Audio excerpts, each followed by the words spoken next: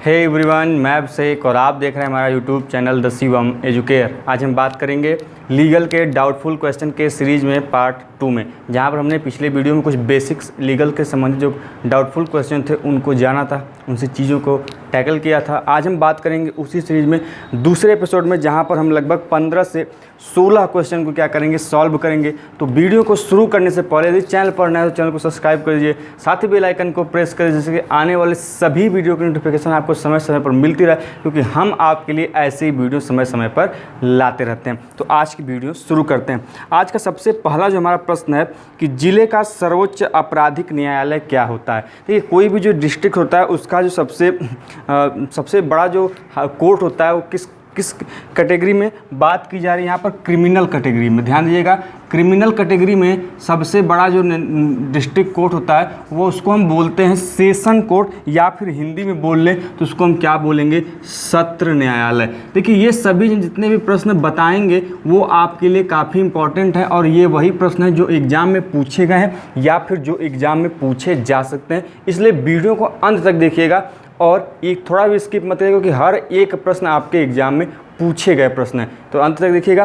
पहला हमारा प्रश्न था कि किसी जिले का सबसे बड़ा न्यायालय कौन सा होता है, किस दृष्टि से, क्रिमिनल कैटेगरी से। तो वह कौन सा होता है, सत्र न्यायालय, या फिर उसको हम हिंदी में बोलते हैं क्या, इंग्लिश में क्या बोलते हैं, सेशन कोर्ट बुलाते हैं। दूसरा हमारा प्रश्न है कि मेहर की चर्चा कहाँ पर की गई है। किसकी चर्चा, मेहर की। सबसे ध्यान रखिएगा, मेहर पूछ देता है कभी कभी कि मेहर की चर्चा कहाँ पर की गई है। तो मेहर की चर्चा की गई हमारे कहाँ पर की गई है, वह की गई मुस्लिम विधि में की गई है। ये बात पूछे कि मेहर की चर्चा कहाँ पर की गई है, तो आप बताएंगे कहाँ पर, मुस्लिम लॉ में की गई है। अब देखिए, मेहर होता क्या है, अब ये समझते हैं। जैसा कि आप सभी जानते हैं, डॉरी दी जाती है ना, दहेज दिया जाता है, हिंदुओं में दहेज दिया जाता है, उसको हम बोलते हैं डॉरी। उसी प्रकार सिमिलर होता है मेहर, और वो कहाँ पर बात की जा रही है, उसकी मुस्लिम लॉ में बात की जा रही है। याद रखिएगा, पूछा जाता है कि मेहर की चर्चा निम्नलिखित में से कहाँ की गई है, तो आपका उत्तर होगा कहाँ पर, मुस्लिम विधि में। तीसरा हमारा प्रश्न है कि किस उच्च न्यायालय की सर्वाधिक पीठें हैं, खंडपीठ स्थित है। देखिए, सर्वाधिक खंडपीठ स्थित है कहाँ पर। देखिए, हमारे जैसा कि आप सभी जानते होंगे, वर्तमान में कुल कितने उच्च न्यायालय हैं, कुल 25 उच्च न्यायालय हैं। कि कितने हैं, ध्यान दीजिए, वर्तमान में कुल कितने उच्च न्यायालयों की संख्या है हमारे देश में। देखिए, पहले कितने थे, 22 थे, फिर कितने हुए, पहले कितने थे, 24 थे, ठीक। एक बना तेलंगाना वाला राज्य अलग हुआ, प्लस एक अमरावती हाई कोर्ट बना था, कितना हो गया था, 25 हो गया था, ध्यान दीजिएगा। लेकिन जैसे ही क्या हो गया, जम्मू कश्मीर राज्य था ना, क्या था, जम्मू कश्मीर राज्य था, लेकिन अब उसको बांट के क्या बना दिया गया, अब ये यूटी बन गया। तो इसमें का जो श्रीनगर का हाई कोर्ट था, अब ये पहले राज्य कैटेगरी में आता था, इसलिए 25 था, अब ये यूटी बन गया, तो इसमें से एक घटा दीजिए, कितना हो गया, 24 हाई कोर्ट कहाँ पर हैं, 24 हाई कोर्ट राज्यों में हैं। कहाँ पर, राज्यों में हैं। साथ में बात करें इसको लेकर, प्लस एक कितना हो जाएगा, 25 हाई कोर्ट हैं कुल, जिसमें 2 केंद्र शासित प्रदेशों में है। कहाँ कहाँ पर, पहला तो था कहाँ पर, नई दिल्ली में था। कहाँ पर था, नई दिल्ली में था। और दूसरा जो हो गया वह कहाँ पर हो गया, जम्मू कश्मीर में हो गया। देखिए, ध्यान दीजिएगा, क्वेश्चन पूछ सकता है कि वर्तमान में कुल कितने ऐसे केंद्र शासित प्रदेश हैं जहाँ पर उच्च न्यायालय है। तो कुल 2 हैं, नई दिल्ली के पास और हाल ही में बने जम्मू कश्मीर के पास। कहाँ पर है, जम्मू कश्मीर का कहाँ पर है, वह है लद्दाख में, ठीक है, ध्यान रखिएगा। अब हम बात करें, हमारा प्रश्न क्या था कि किस उच्च न्यायालय की सर्वाधिक संख्या में पीठें हैं, तो वह है असम का गुवाहाटी उच्च न्यायालय। कहाँ पर, गुवाहाटी उच्च न्यायालय की सर्वाधिक खंडपीठें हैं, पूछी जाती हैं, गुवाहाटी उच्च न्यायालय की हैं। अब देखिए, इसका जो खंडपीठ है वह 4 क्षेत्रों को कवर करता है। अब हमें कमेंट बॉक्स में बताइए वह 4 क्षेत्र कौन कौन से हैं। ध्यान दीजिएगा, एक अन्य भी है जिसका 4 है, लेकिन इसकी जो न्यायिक क्षेत्र की स्थिति है यह उससे कहीं ज़्यादा है। गुवाहाटी उच्च न्यायालय रखेंगे, और हमें कमेंट बॉक्स में बताइए वह चारों कौन कौन से क्षेत्र हैं जिसका अधिकार किसको मिला है, गुवाहाटी उच्च न्यायालय को मिला है। तो आंसर क्या हो जाएगा कि किस उच्च न्यायालय का न्यायिक क्षेत्राधिकार सबसे ज़्यादा है, वह है 25 मतलब गुवाहाटी उच्च न्यायालय का सबसे ज़्यादा है। हमारा अगला प्रश्न है कि नेशनल जुडिशियल अकादमी कहाँ पर स्थित है। कौन सा? National judicial academy. यह आपसे प्रश्न कई बार पूछा गया है, रिपीटेड प्रश्न है, कभी कभी पूछ देगा तो कन्फ्यूजन मत होइएगा। मैंने पिछले वीडियो में बताया था कि राष्ट्रीय विधि विश्वविद्यालय प्रथम विधि विश्वविद्यालय, ठीक इसी प्रकार पूछा जाता है कि नेशनल जुडिशियल एकेडमी कहाँ पर है। तो देखिए यह मध्य प्रदेश का जो क्षेत्र है, जो राजधानी है कहाँ पर? भोपाल। कहाँ पर? भोपाल में स्थित है। कहाँ पर? भोपाल में स्थित है क्या? National judicial academy. ध्यान रखिएगा, याद कर लीजिएगा। अगला हमारा प्रश्न है कि राज्य का उच्च न्यायालय किसके पर्यवेक्षण में काम करता है, किसके सुपरविजन में काम करता है? High court. सिंपल सी बात है, हाई कोर्ट के ऊपर क्या है? हाई कोर्ट के ऊपर क्या है? हाई कोर्ट के ऊपर एक ही चीज़ तो है, वो है सुप्रीम कोर्ट। तो हाई कोर्ट के ऊपर कौन सुपरविजन करेगा? वही करेगा। तो सुप्रीम कोर्ट सुपरविजन करता है किसका? हाई कोर्ट का। तो इसका उत्तर हो जाएगा क्या? Supreme court. अगला हमारा प्रश्न है क्या कि संपत्ति का अंतरण में से क्या संपत्ति का अंतरण नहीं माना जाता है? देखिए संपत्ति के अंतरण में जो वसीयत होती है, क्या? वसीयत को हम बोलते हैं विल। क्या बोलते हैं?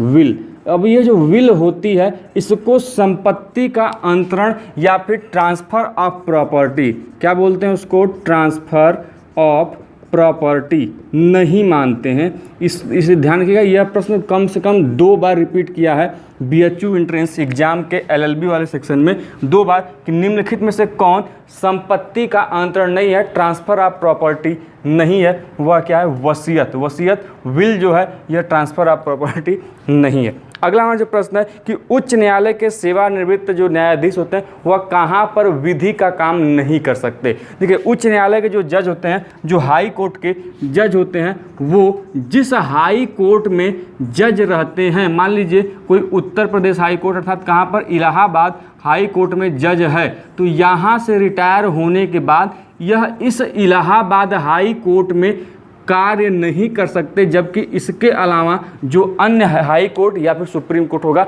वहाँ पर कार्य कर सकते हैं। लेकिन जिस न्यायालय का वह व्यक्ति होगा, जिस न्यायालय के वह जज होंगे, वहाँ पर कार्य नहीं कर सकते। ये बात नोट कर लीजिएगा, लिख लीजिएगा, इंपॉर्टेंट है। अगला हमारा प्रश्न है क्या कि किसी अजन्मे व्यक्ति को किया गया अंतरण क्या होता है? मतलब कोई अनबॉर्न पर्सन है, उसका जन्म नहीं हुआ है, अनबॉर्न पर्सन है, उसका जन्म नहीं हुआ है, तो वह अंतरण क्या होगा?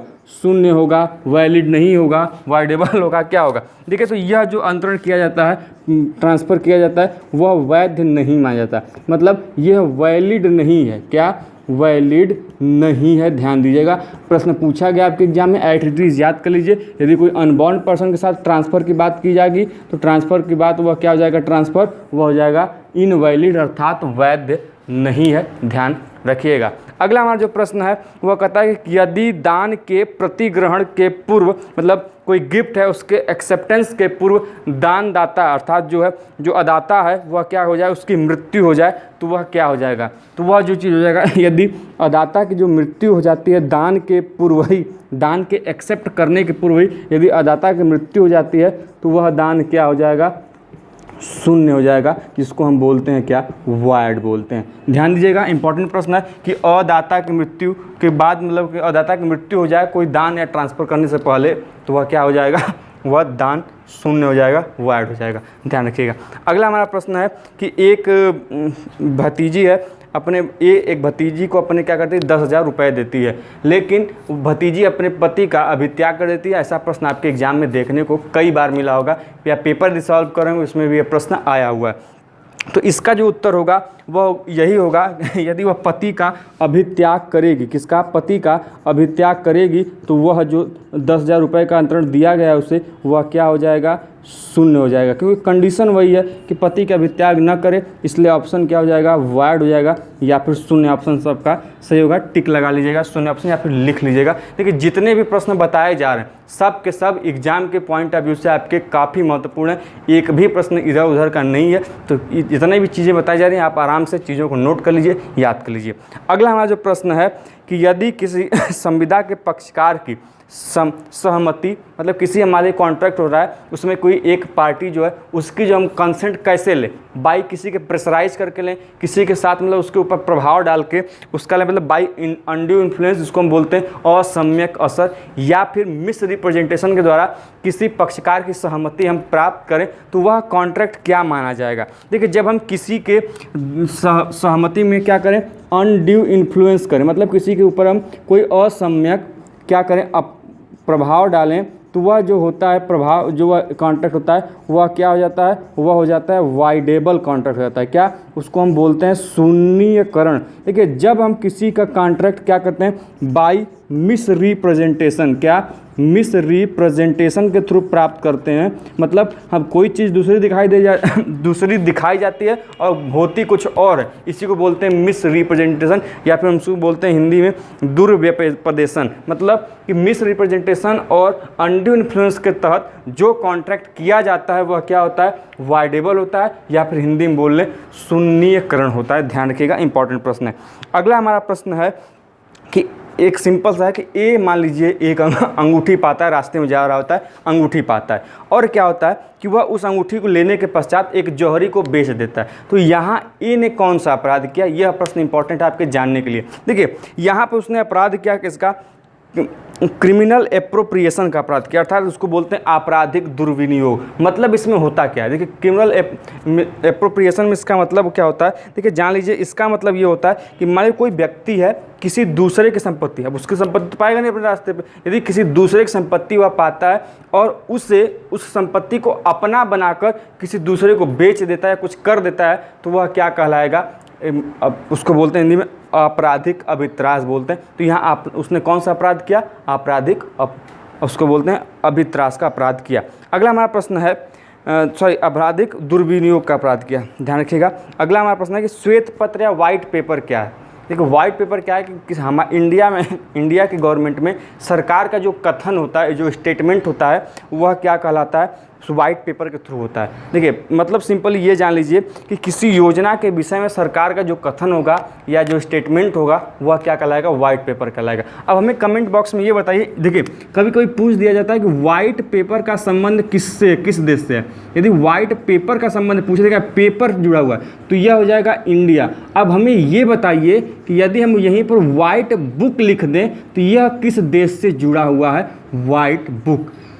ठीक है। और आज का जो लास्ट प्रश्न है कि जमानती अपराध में जमानत देने का अधिकार किसके पास है, मतलब बेलेबल ऑफेंस में किसके पास अधिकार है कि यह आपको क्या करे, बेल दे सके। ठीक है। यदि बेलेबल ऑफेंस है अर्थात वह जो कैटेगरी उसमें क्राइम की क्या होगी, कम होगी। यदि बेलेबल ऑफेंस है तो उसमें दो लोग आपको जमानत दे सकते हैं। पहला तो आपको कोर्ट तो देगा ही देगा, तो कोर्ट इसको मतलब बोले न्यायालय, या फिर दूसरा कौन दे सकता है, पुलिस ऑफिसर दे सकता है, इसको हम बोलते हैं पुलिस अधिकारी। तो इसमें दोनों के पास अधिकार है कि वह आपको क्या करे, आपको बेल दे सके। किस में, ध्यान दीजिएगा, बेलेबल ऑफेंस में, नॉन बेलेबल में नहीं। यदि नॉन बेलेबल की बात करेगा तो केवल और केवल उसमें अधिकार किसके पास है, कोर्ट के पास अधिकार है कि आपको क्या करे, वह दे सके। जरूरी नहीं कि दे ही दे, लेकिन आपके पास केवल और केवल देगा तो कौन, कोर्ट देगा। ठीक है। तो हमने इस वीडियो के माध्यम से कुछ महत्वपूर्ण लीगल क्वेश्चन आंसर सीरीज के दूसरे एपिसोड में चर्चा की। तो वीडियो कैसा लगा, यदि कोई क्वेश्चन या क्वेरी हो तो हमें कमेंट बॉक्स में जरूर बताएं। मिलते हैं ऐसे इंटरेस्टिंग वीडियो के साथ नेक्स्ट वीडियो में, तब तक के लिए जय हिंद, जय भारत।